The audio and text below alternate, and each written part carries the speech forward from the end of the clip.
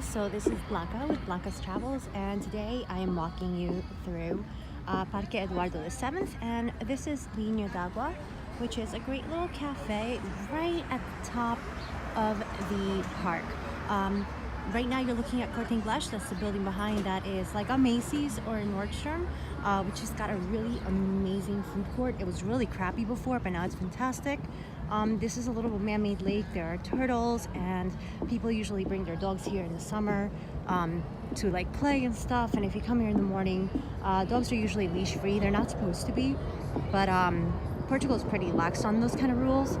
As long as nothing happens. If something happens, then you can get in trouble for that stuff. But yeah, so this is the end of the park, and this is officially not Eduardo VII. I hope I got that right. This is actually Parque Amália Rodrigues, and she was the famous fadista. She's pretty much the most famous person to come out of Portugal.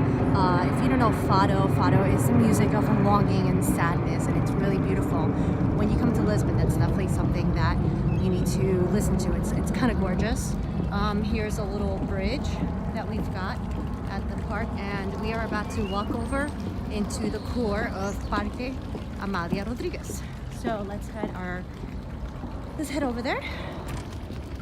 And over here on the right, the tall structures, towers that you're seeing with the Olympic looking type of reefs, those are from the Estado Novo period, which was the period during the dictatorship, and all the art really does recall to Greece and Rome, but very modern. It has a Art Deco kind of feel. It's supposed to talk about the people and the government, which is pretty cool. In front of us we also have a Botero sculpture. If you guys don't know it, I was actually born in Colombia, so I always have a love for Fernando Botero. He always did these little large, corpulent figures, but never without respect. Sometimes he did it as a political act, but for the most part, it was done with love. Now, over here on the right, that building right there is 11. That is a one-star Michelin restaurant. I love it. I think it's fantastic, and what I like the best about it is that for lunch, during weekdays, Monday through Friday, you can get a €35 three-course meal, which is fantastic. I will say I think this is one of the best deals in the city. All right, so now we're coming up to the Miradouro, which is basically the overview, the look of the city. I think this is one of the best in the city. The best really is over in Castelo, but this one is quite good. This is an old restaurant that's being redone, and there is a beautiful fountain. I'll make sure to post some pictures. I'm excited. It looks like it's being redone, which is really, really great. All right, let's go across the street. And over here, the cars will just stop for you, which is really great. They're very polite, not like the US at all. And let's go check out the view of the city. So yeah, we've got the triumphal kind of columns with the wreaths of victory, the laurels of victory.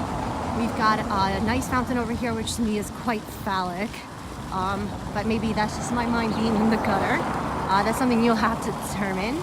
And now we're heading over to one of the best views in the city, so let's check it out. Today's not the best day, actually. It's a little bit overcast, but it's still kind of fabulous. So let's check this out. Okay, so what we're looking now is, if you look straight down and you see a sculpture, that is a statue of Marques de Pombal.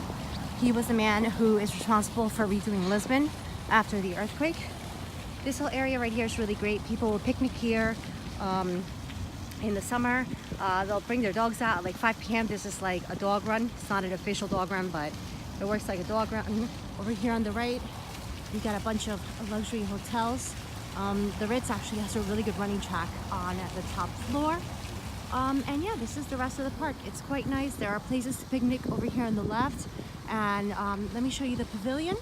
And after that, I will kind of log out. So I'll see you guys in a few. Okay guys, so I wasn't originally going to do a video here, but I thought it would be worth it to do it. Just because you can get a look at the floor, which is the famous Portuguese calçada.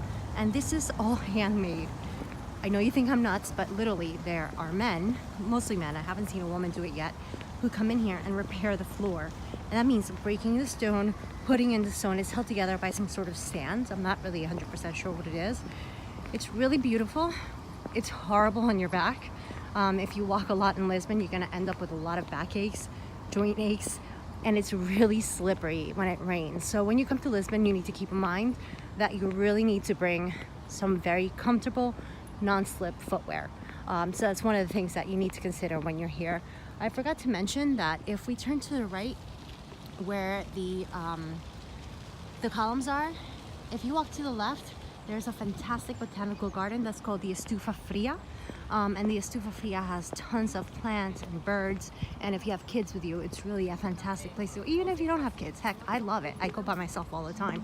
And I think it's maybe €2 to walk in. I don't remember exactly what I paid because I actually just got my Portuguese residency. So with my residency card, I get to go into a lot of places for free, which is really, really awesome. Over here, this is the restaurant that's being redone along with the fountain that's to the left of it. Maybe one of these days I'll have to walk over that way and show you guys. But since I'm walking this way, I'm gonna head over to the Pavilion, which is a very cool building. See you guys soon.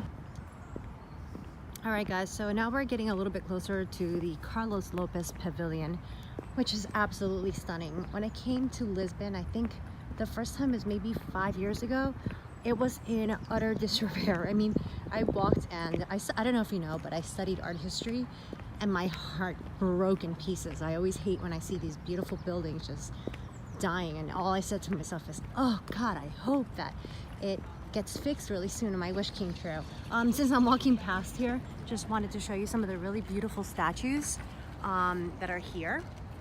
I'm not really getting her in focus so well, so let me head back over here a bit and see if I can grab a better shot. All right, here we go. So this is what I was talking about before with these beautiful kind of Art Deco sculptures where they're really robust and corpulent and still sensual and beautiful. So you'll see a lot of those in this park.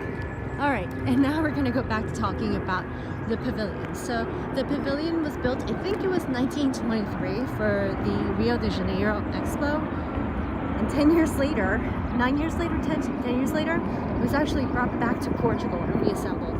And you're going to see it's really magnificent. I think it was just fixed up maybe a year and a half ago. I could be a little bit off my dates, but as you can see, it's pretty majestic. It's solid, it's beautiful, and it's got some amazing azulejos. If you're not familiar with them, azulejos are the tiles that Portugal is so very famous for. So we're gonna check one of those out. And just in case you guys are wondering where I'm going, I'm actually walking to the metro station over at Marques de Pombal so I can get my metro card. Since I'm a citizen now, there's a lot of information on my website if you want to know about the metro cards and the different kinds that are here when you come to visit Lisbon, because you can really get a great deal. The metro system is amazing here. But I just figured since I'm coming by, I'll make a video and show you guys some of the really amazing things that are over at this park. So pretty amazing artwork on these azulejos. I think this is definitely a building that when you come to visit Lisbon, you should definitely make a point to come see because it's quite spectacular.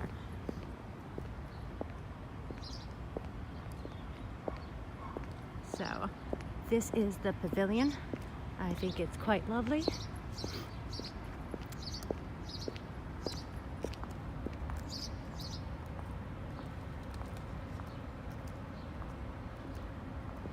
And I'm gonna have to figure out how to use this thing better so I can get a well shot of the entire thing, but it gives you a pretty decent idea of what this looks like right now. And if you want to see what this looked like a few years back, just go on my blog and look for Parque Eduardo VII, and you'll see my original pictures of the building because it's quite amazing. I think this building is a testament to just how quickly Lisbon, Portugal, but mostly Lisbon, is really coming back on its own, and it's exciting to see that. All right guys, I'm gonna log out now because I do eventually have to make it to get my metro card. But if you have any questions about Lisbon, I've been coming for years. I've just relocated. Go to my blog, blancavalbuena.com, and ask me questions. I'm always happy to answer. Thanks a bunch.